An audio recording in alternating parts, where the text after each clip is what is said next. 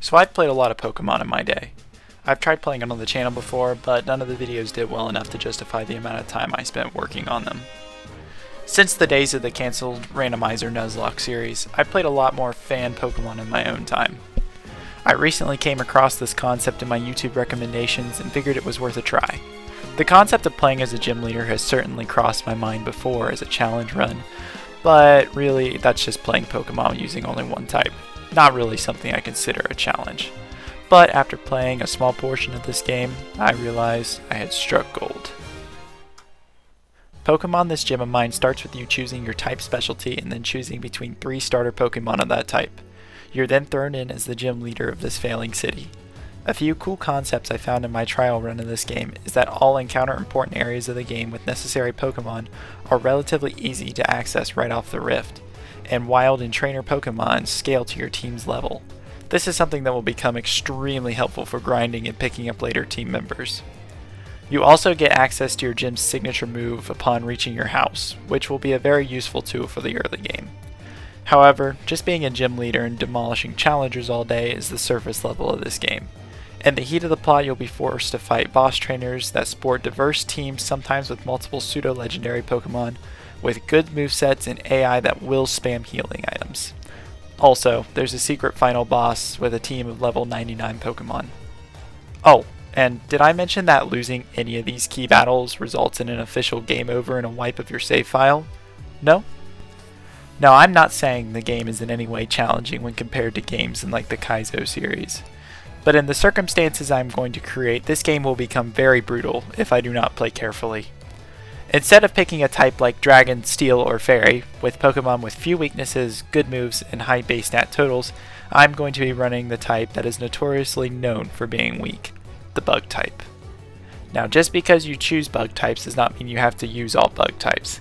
The game actually allows 1/3 of your team to be different types, as long as they can learn your gym's signature move.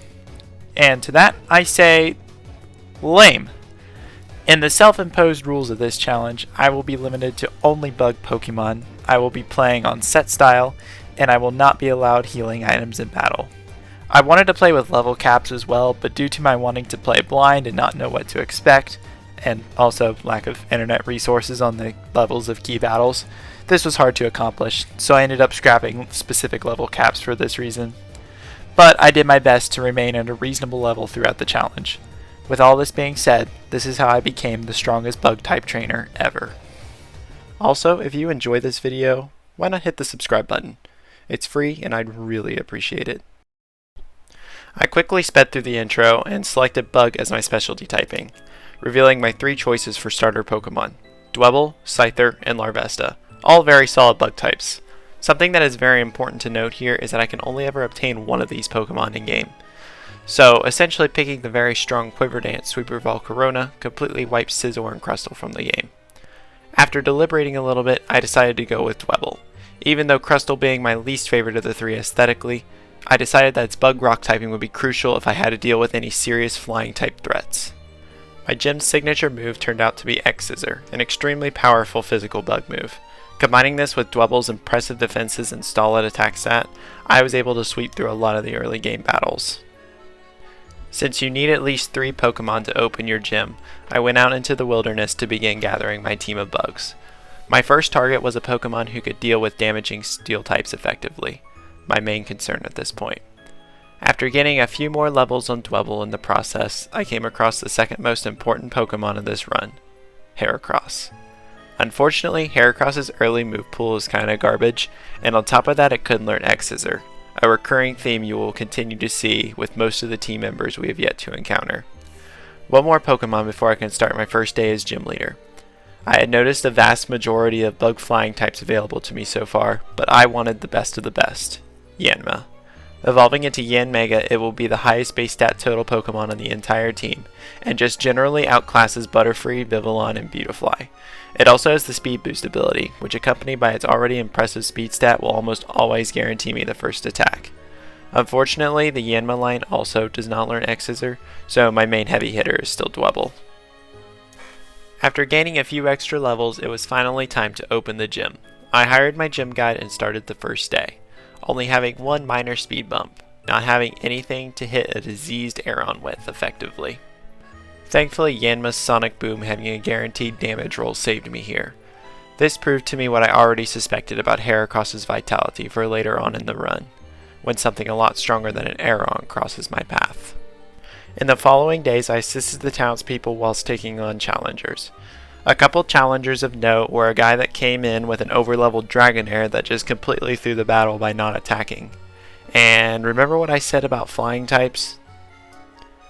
I'm pretty sure the only scenario in which I won this fight was due to having Dwebble in the party. However, as the early stages of the game came to a close, my luck would come to an end. After being promoted to Gym Rank 2, I was challenged by a member of the Rough Riders, the evil team in this game. But unlike your typical evil team, the grunts are not pathetically weak. Basically, Yanma was becoming useless as levels began to increase, and anything Dwebble couldn't handle would be up to Heracross. But after being put in a very grim position by a Pokemon in my own team, I received my first loss of the run. Thankfully, one loss to a grunt was not enough to drive me out of the city, but it became clear to me that with this loss, my Pokemon needed to become stronger in order for me to progress. Enter the MVP of the run, Last Bliss. After being promoted to Gym Rank 2, a female trainer appears outside the door of your gym offering to help you train up your Pokemon. She will then face you with a team of 3 or 6 Blissies, which know no damaging moves and are equipped with Black Sludge, which basically works like held poison on non-poison types. And for those of you who don't get why this is so huge, allow me to let the gameplay speak for itself.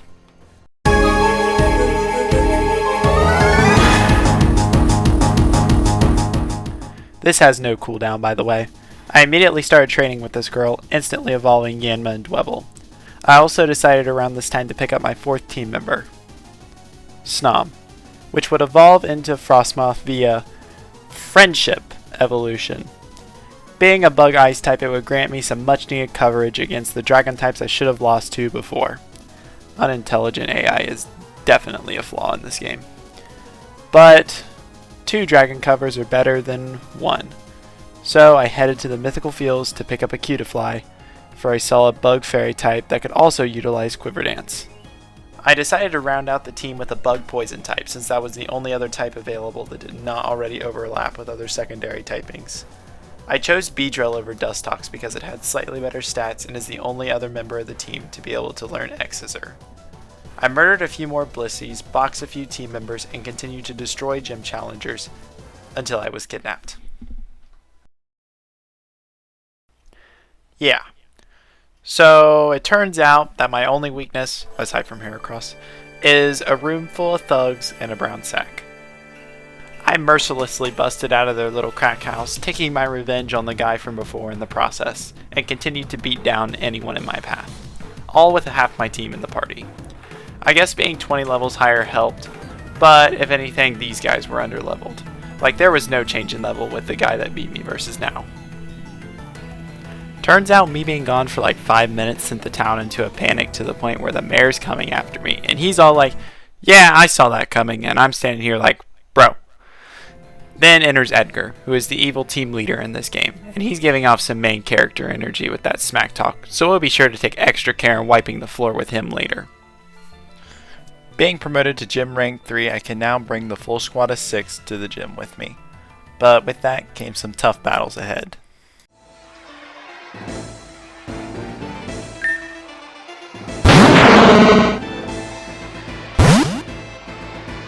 What the hell?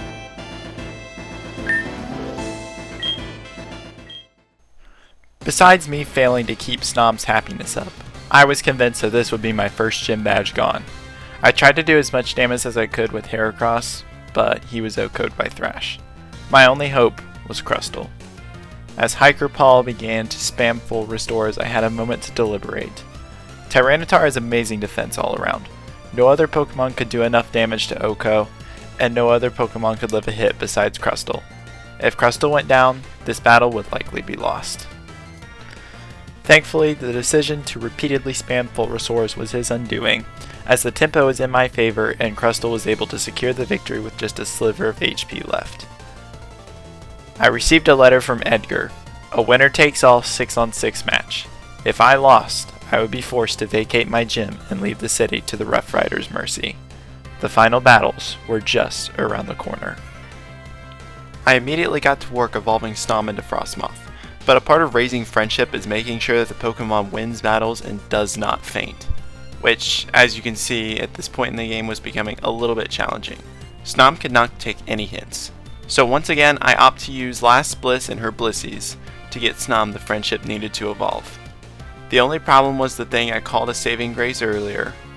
The Blissies were still giving crazy amounts of experience, which if I was not careful, I would become too overleveled and the fight would become too easy. But again, I had no idea how strong this guy would be.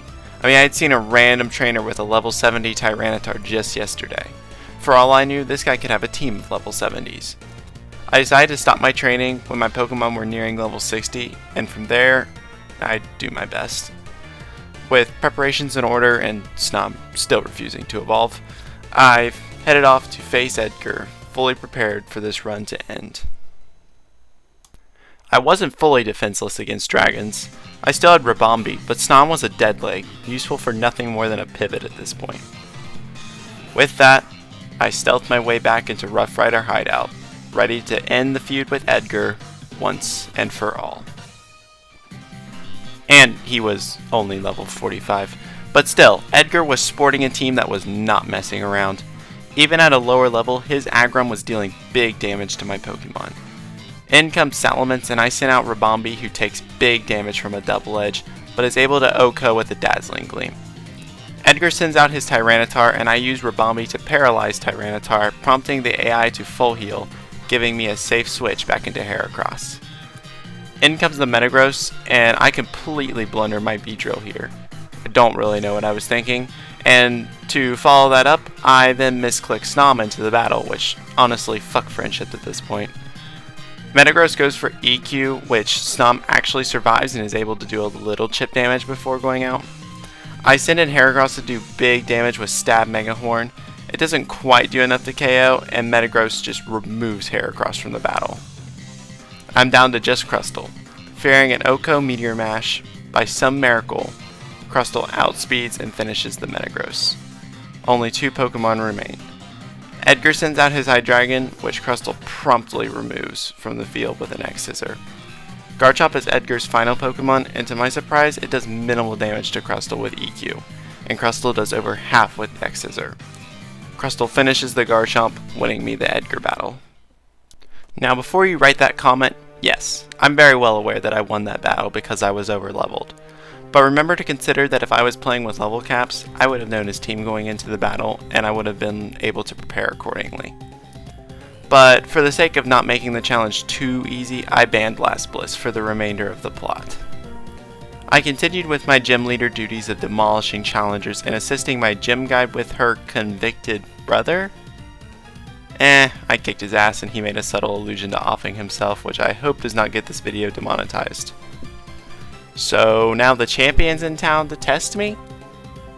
I had always wondered how this system worked, but I guess I didn't expect him to decide to just wail on me with his champion prowess in front of the entire town, but oh, okay. He low-key got washed. Hey, wow, better late than never, I guess. A few nights later, I am asked to meet in the gym after dark and am confronted with a mystery man who turns out to be the previous gym leader that ran off before. Yeah, his mediocrity was no match for Heracross. Yeah, that's right, this is my house now, Jason.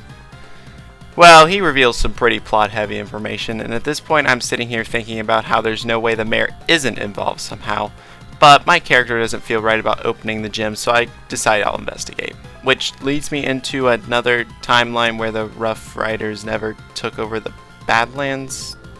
What? But after finding absolutely nothing wrong, I advanced the day to find out that's all I had to do to be condemned and threatened to cease all actions as gym leader, or my gym trainers would pay the price. And at this point, I'm certain the old bastard is corrupt, and I'm about to go kick his door down. In doing so, he continues to play innocent and blames it on the Rough Riders and Edgar. I'm just playing along with it right now. Arriving at the Rough Rider hideout, Edgar is standing outside planning the murder of the mayor, and I'm honestly down with it. We bust in there together, Edgar gets embarrassed, and the mayor monologues like a hurt little bitch about how I get more attention than he does. You know it's time to square up, as the old man sends out a Dusclops that I decide to use to get rid of his healing items. He opts to curse Toxic Stall me out, which I allow Rabambi to go down to so as to not lose tempo. I set up with Heracross to do big damage with Throat Chop, but the mayor opts to switch to Dragonite, which takes the Decimation instead. Rhydon comes out with a Thunder Punch, which Heracross holds onto with an extremely hype 1 HP, and proceeds to remove Rhydon from the field. This fossil thinks a slimy dragon is the answer for Heracross, but he failed to remember that in Pokemon, if you have an attack boost, you can pretty much do anything. His only out is an outspeed from Scizor, which is then met by Yanmega, who proceeds to work its cold-blooded magic.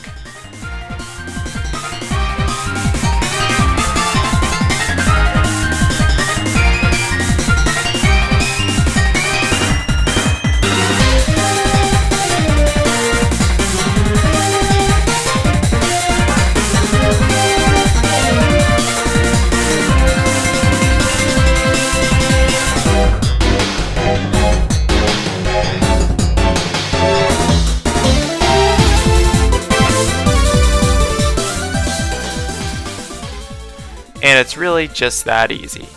As the mayor gets told off by the lower class individuals surrounding him, the credits roll, and I'm left wondering, is this really the end? So remember that alternate timeline I stumbled into? Well, as it turns out, once you complete the main story, a door opens in the very back to a room with Omegas, the developer of the game. And he sports a team of level 99 Pokemon. I knew that to feel truly accomplished, I had to beat him. So, the training arc begins. After making necessary preparations, I was ready to challenge game dev Shane. I decided to lead with Yanmega against his Steelix to screech it down to set up a kill with Heracross. It is optimal that Steelix does not set up Stealth Rocks here, because it would render most of my team badly damaged upon entry. Steelix goes down and Noivern comes in next. I switch to Crustle, which is the only Pokemon that can take Noivern's Air Slashes. I use this to waste all of Shane's healing items before taking out Noivern. Next comes in Floatzel, and prior to the battle I equipped Heracross with a Life Orb to do just enough damage to kill with close combat. I fodder Beedrill, who also gets a nice Poison Jab in, to get a clean switch to Heracross. Next comes Arcanine. I switch to Yanmega to Screech Fodder before bringing Crustle back to finish Arcanine. Dusknoir is next, and I fodder Crustle to get a clean switch to Heracross. Heracross is then able to deal with Dusknoir with a few Throat Chops. Last is Lilligant, and the bugs are ready to feast after a long, hard journey. Let's go! Let's go! Let's go! And just like that, I had done it. With my team of bugs, we had surpassed all when the odds were against us. Shane congratulates us one more time, and the sun sets on this magnificent playthrough. Hey, if you like this video, consider subscribing. I look forward to making more content like this in the future. Until then, I bid you adieu.